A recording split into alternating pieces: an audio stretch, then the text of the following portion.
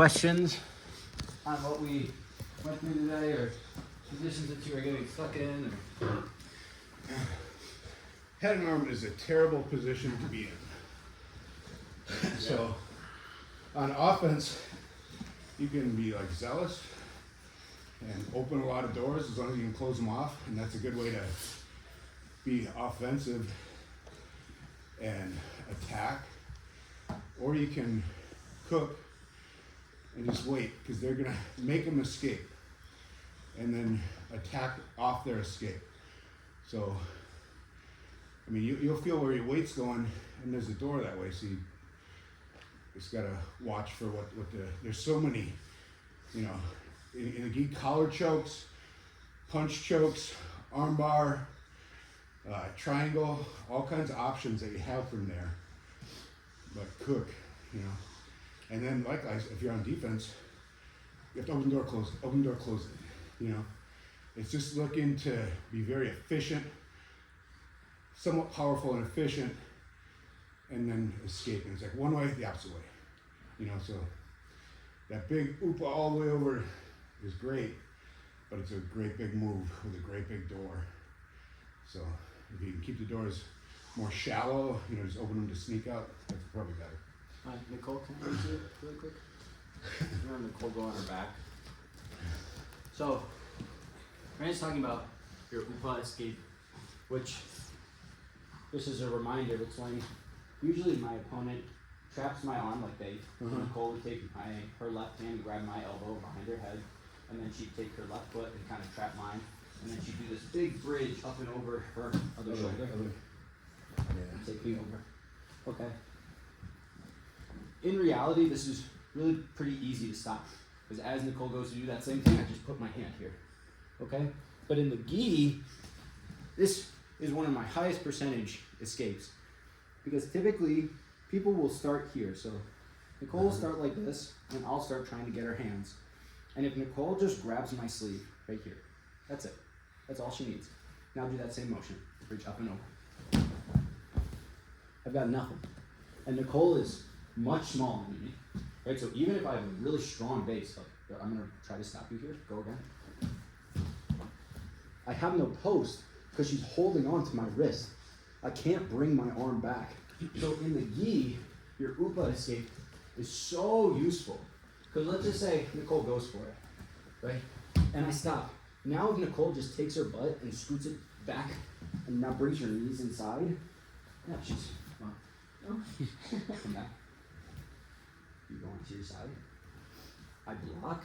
Now just think about taking your butt to the wall behind you and bring your knees in between my legs. Yeah. And now she's out. She's fully escaped right now. If she turns her knees towards the ceiling, I'm done. Okay, so using your upa escape in the gi is really quite useful. Is that a hip escape then, the second one, or is that kipping hip escape? So from here, you'll go, I'll hit my upa, so you'll be on top. I'll hit this. I go here, she posts with her opposite hand, right? And then what I'm really doing is it's kind of like a kipping escape. Like I'll shoot my hips back, and if I don't have enough space, I'll use my kipping motion to get my knees in place. So it's like a false upa. It's like a fake upa, just a off-balancing upa to pop your hips in. Yeah. And you know, even like if I'm pinching Paulo, he upas and my feet have to go a little bit wider to stabilize myself, and then he changes the motion, his hips go away and knees come in. Yeah. That's all it takes. As you go up in difficulty with people who are better at mount, you'll find that your first attempt is almost never enough. You always need to start pairing escapes together, and that's where like your upa to your hip escape, or your upa to your kipping escape, or your hip escape to your kipping escape is really useful in chaining things together. Because if you're just a one-track mind, one-track minds are easy to stop, as we've illustrated with going for mount or going for our underhook, right? If they are so focused on going for that knee elbow escape, and all I do is just constantly address that by getting their underhook, it's really hard to stop. Okay. So Jake's wrestling camp last week, the guy talked about everything is misdirection. So I think blue belts and above, think about that. Like if I want to do this, I have to open that door with maybe like, as you're learning now, straightforward is in. Go in and fail, go in and fail, go in and fail, because you're gonna feel the reaction that they have to it. And then once you know the reaction, you know how to cause that reaction. For sure. Any other questions or things? Oh, sorry. One thing with Brandon, we'd even start with one arm up by their head. If I had my arm wrapped around it or I had my head there, I don't know if it's just how strong I, but you would power your elbow right back down and find a way to get it back in, even if I focus my entire mind on keeping that elbow above your head. Yeah. I don't know if it's... Oh, he's got the strength of 10 max, so that. Yeah. No, but what I would do right then is I'm just gonna start griefing collar chokes.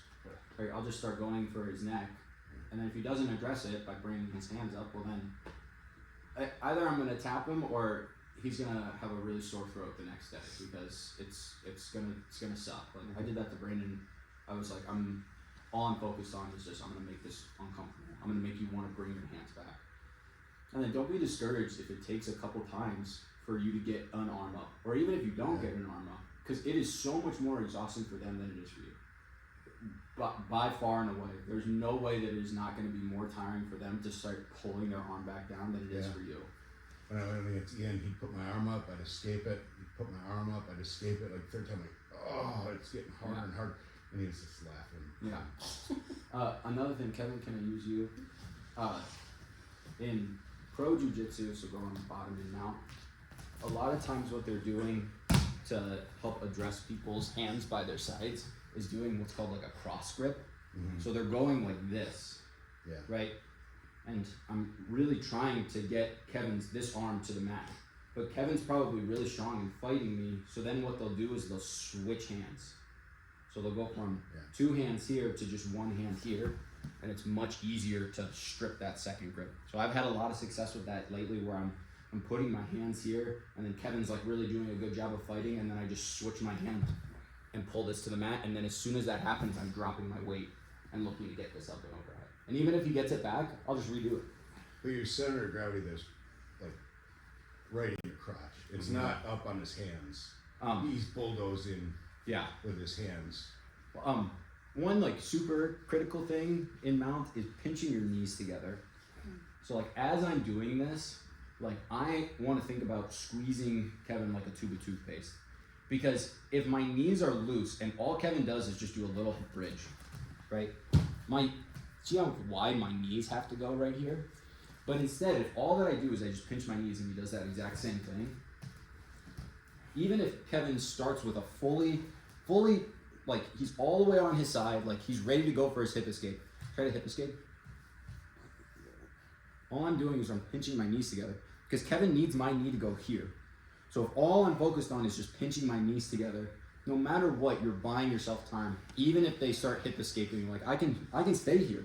Like I can maintain this position as long as my knees are together. Any other questions? I just have one comment that's interesting that I noticed about myself today is, you know, with my first, with Brett and with Nick, really strong guys, very athletic, right? You know, I'm expecting, I'm gonna get my first move. And I realized, you know, partway through those rolls is, well, I'm using a ton of energy to try to get the first moves, And I just realized I could have saved a ton of energy just hopefully by knowledge, right? That let them work or get to a different position so I can try something else as opposed to fighting through everything that they're doing. Kind of what you were saying with, like, you're doing shallow things to kind of see where the opportunity is. It's not the big motion. So I think it's just an observation. For sure. And it's hard. It really is. Because, like, there's something kind of defeating about, like, oh, I'm going to really try for this, and then you completely abandon it. But I want you to know is on the other side of that is an ability to get momentum back on your side, right? If you're, like, constantly butting heads, like, force against force, it's really easy for the opponent on top to stop you. But if you're constantly, like Brandon said, like, throwing out shallow offense or shallow defense, it's much harder to stop. Okay? Let's get a picture and get out of here. On 3. 1, 2, 3. Thank you all for coming.